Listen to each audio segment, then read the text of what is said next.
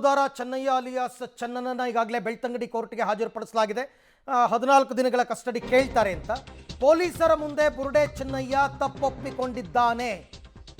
ಆಮಿಷ ಒಡ್ಡಿ ತಮಿಳುನಾಡಿನಿಂದ ನನ್ನನ್ನು ಕರೆ ತಂದಿದ್ರು ನೋಡಿ ಆತನ ಹೇಳಿಕೆ.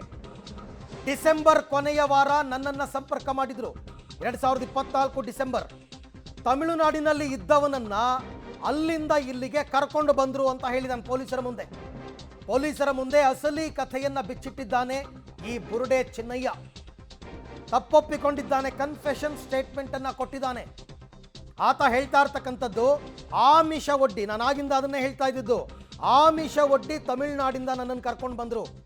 ಡಿಸೆಂಬರ್ ಕೊನೆಯ ವಾರ ನನ್ನನ್ನು ಸಂಪರ್ಕ ಮಾಡಿದ್ದು ನಿಜ. ಇವರೆಲ್ಲ ಅವ್ರು ಯಾರು ಅಂತಕ್ಕಂಥದ್ದೇ ಈಗ ಬೇಕಾಗಿರೋದು. ಸಿನಿಮಾ ಅರ್ಧ ಆಗಿದೆ, ಇನ್ನರ್ಧ ಕ್ಲೈಮ್ಯಾಕ್ಸ್ಗೆ ಬರಬೇಕು, ಆಗ ಗೊತ್ತಾಗುತ್ತೆ ಇವ್ರು ಯಾರು ಅಂತನ್ಬಿಟ್ಟು. ಆಮಿಷ ಒಡ್ಡಿ, ಏನು ಆಮಿಷ? ಹಣದ ಆಮಿಷ ಬಹುತೇಕ. ಯಾಕೆಂದರೆ ಅವರ ಮೊದಲ ಪತ್ನಿ ಅವರೆಲ್ಲ ಹೇಳಿದ ಪ್ರಕಾರ ಅವನಿಗೆ ದುಡ್ಡಿನ ವ್ಯಾಮೋಹ ಜಾಸ್ತಿ ಅಂತ. ಹಣದ ಆಮಿಷ ಒಡ್ಡಿ ತಮಿಳುನಾಡಲ್ಲಿದ್ದವನನ್ನು ಕರ್ಕೊಂಡು ಬಂದಿದ್ದಾರೆ. ಕರ್ಕೊಂಡು ಬಂದು ಕೈಗೊಂದು ತಲೆ ಬುರುಡೆ ಕೊಟ್ಟು ನೀನು ಇಂತಿಂಥ ನಾಟಕವನ್ನು ಆಡು ಅಂತ ನನ್ನ ಹತ್ರ ಆಡಿಸಿದ್ದಾರೆ. ಈ ಎಲ್ಲ ವಿಚಾರಗಳನ್ನು ಬಾಯ್ಬಿಟ್ಟಿದ್ದಾನೆ. ತಮಿಳುನಾಡಿನಲ್ಲಿದ್ದ ಚಿನ್ನಯ್ಯಗೆ ಬಲೆ ಹಾಕಿದ್ರು ಈ ಸೂತ್ರಧಾರಿಗಳು. ತಮಿಳುನಾಡಿನಲ್ಲೇ ಮಾತುಕತೆ ನಡೆಸಿದ್ರು ಧರ್ಮಸ್ಥಳದ ವಿರೋಧಿ ಗುಂಪು. ಆ ಗುಂಪಿನ ನಾಯಕರು ಯಾರು ಅಂತ ಇಡೀ ಕರ್ನಾಟಕ ಗೊತ್ತು ಇವಾಗ. ಬಳಿಕ ಧರ್ಮಸ್ಥಳಕ್ಕೆ ಕರೆತಂದು ಸ್ಕ್ರಿಪ್ಟ್ ಅನ್ನ ಸಿದ್ಧಪಡಿಸ್ತಾರೆ. ಪೊಲೀಸರ ಮುಂದೆ ಎಲ್ಲವನ್ನ ಕಕ್ಕಿದ್ದಾನೆ ಈ ಬುರುಡೆ ಚಿನ್ನಯ್ಯ. ಅದಕ್ಕೆ ನಾನು ಹೇಳಿದ್ದು, ಇಷ್ಟು ದಿನಗಳ ಪೊಲೀಸ್ ಎನ್ಕ್ವೈರಿನೇ ಬೇರೆ ರೀತಿ, ಇನ್ನು ಮುಂದಕ್ಕೆ ಬೇರೆ ರೀತಿ ಇರುತ್ತೆ. ತಮ್ಮ ಅಸಲಿ ಎನ್ಕ್ವೈರಿಯನ್ನು ಇನ್ನು ಮುಂದಕ್ಕೆ ಮಾಡ್ತಾರೆ ಪೊಲೀಸರು. ಇಷ್ಟೇ ಅಲ್ಲ, ಇನ್ನೂ ಬಾಯಿ ಬಿಡಿಸ್ತಾರೆ.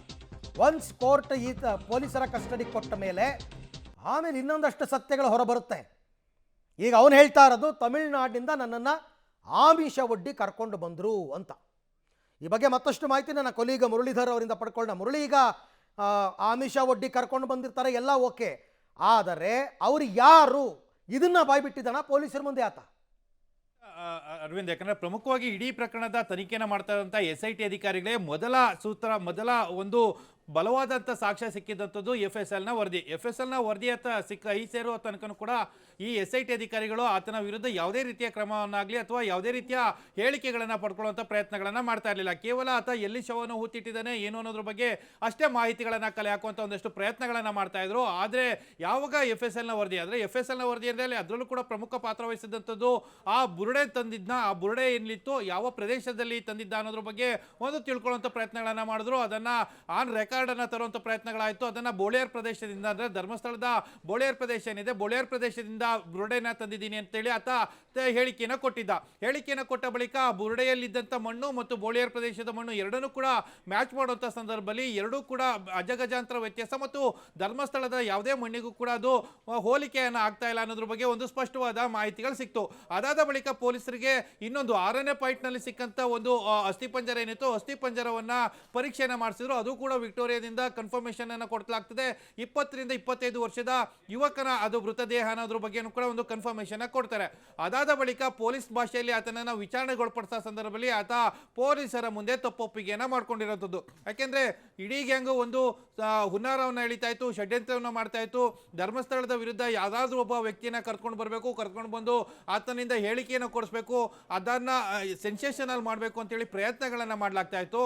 ಆ ಪ್ರಯತ್ನಗಳನ್ನು ಮಾಡುವಂಥ ಸಂದರ್ಭದಲ್ಲಿ ಸಿಕ್ಕಂತವನೇ ಈ ಚಿನ್ನಯ್ಯ. ಯಾಕೆಂದ್ರೆ ಆತನ ಬ್ಯಾಕ್ಗ್ರೌಂಡ್ ಏನಿತ್ತು, ಬ್ಯಾಕ್ಗ್ರೌಂಡ್ ಯಾವುದು ಕೂಡ ಒಂಚೂರು ಕೂಡ ಚೆನ್ನಾಗಿರ್ಲಿಲ್ಲ. ಆತ ಏನು ಚಿನ್ನವನ್ನು ಕದೀತಾ ಇದ್ದ, ಚಿನ್ನ ಅಂದರೆ ಶವದ ಮೇಲೆ ಚಿನ್ನವನ್ನು ಕದೀತಾ ಇದ್ದ. ಅದಾದ ನಂತರ ಪರ್ಸ್ಗಳ ಏನಾದರೂ ಪ್ರವಾಸಿಗರು ಬಂದರೆ ಅವರ ಬ್ಯಾಗ್ನಲ್ಲಿ ಹಣವನ್ನು ಕಳ್ತನ ಮಾಡುವಂಥದ್ದು, ಇದನ್ನೆಲ್ಲ ಕೂಡ ಮಾಡ್ತಾ ಇದ್ದ ಅಂತೇಳಿ ಆತನನ್ನು ಧರ್ಮಸ್ಥಳದಿಂದ 2014ರಲ್ಲಿ ಒದ್ದು ಓಡಿಸಿರ್ತಾರೆ. ಒದ್ದು ಓಡಿಸಿದ ಬಳಿಕ ಮಂಡ್ಯದ ಬಳಿ ಇರುವಂಥ ಚಿಕ್ಕಬಳ್ಳಿ ಅಂತೇಳಿ ಹಳ್ಳಿಗೆ ಬರ್ತಾನೆ.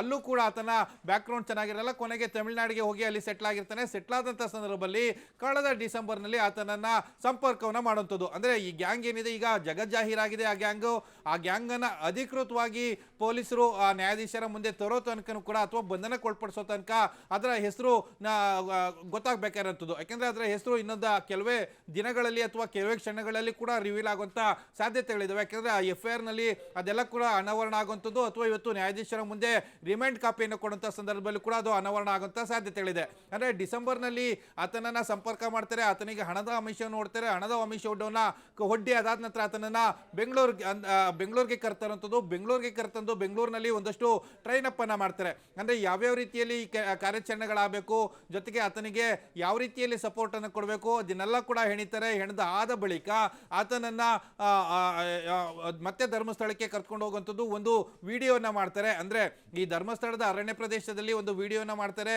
ಒಂದು ಬುರುಡೆಯನ್ನು ತೆಗೆದುಕೊಂಡು ಬರ್ತಾ ಇದ್ದೀನಿ ಅಂತೇಳಿ ವಿಡಿಯೋನ ಮಾಡಿ ಅದನ್ನ ಸೋಷಿಯಲ್ ಮೀಡಿಯಾಗಳಲ್ಲಿ ಅಪ್ಲೋಡ್ ಮಾಡೋಂಥದ್ದು. ಅದಾದ ಬಳಿಕ ಪೊಲೀಸ್ ಸ್ಟೇಷನ್ಗೆ ಹೋಗಿ ಹೇಳಿಕೆಯನ್ನು ಕೊಡ್ತಾನೆ. ಅದರ ನಂತರ ನ್ಯಾಯಾಧೀಶರ ಮುಂದೆ ಹೇಳಿಕೆಯನ್ನು ಕೊಡ್ತಾನೆ. ಅದಾದ ಬಳಿಕ ಪೊಲೀಸರು ಮಾಮೂಲಿ SIT ಅಧಿಕಾರಿಗಳು ಯಾವ ರೀತಿಯ ತನಿಖೆಯನ್ನು ಮಾಡಬೇಕು ಆ ರೀತಿಯನ್ನು ತನಿಖೆಯನ್ನು ಮಾಡ್ತಾ ಇರ್ತಾರೆ.